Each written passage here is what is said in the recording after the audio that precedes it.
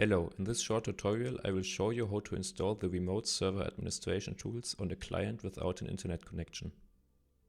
First, we need to start the PowerShell console as an administrator. Next, you can use the following command to check whether you have already installed the administration tools and if so, which ones. As you can see, I have not installed them yet. You must now use a PC that has an internet connection, and depending on whether you have Windows 10 or 11, call up one of the following pages that I will link in the video description. If you are using Windows 10, you must download the FOD Disk 1 image. If, like me, you have already given in and are using Windows 11, you will need to download the language and optional features ISO.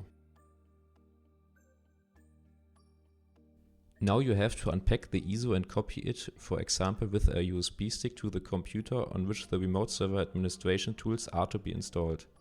Since I do not have a VM or any other PC at the moment, I will do this on my PC. It is connected to the internet, but we will not need it thanks to the downloaded ISO. I use 7-zip to unpack the files.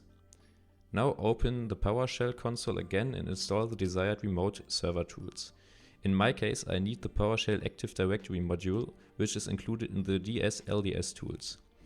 Required for the desired tools is the Rsat Server Manager. This is installed automatically. Make sure to select your location of the unpacked ISO as a source.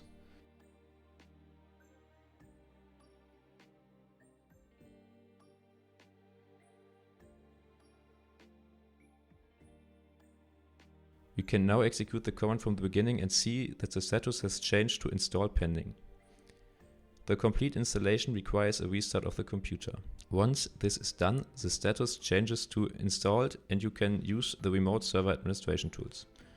All comments are shown in the video description below.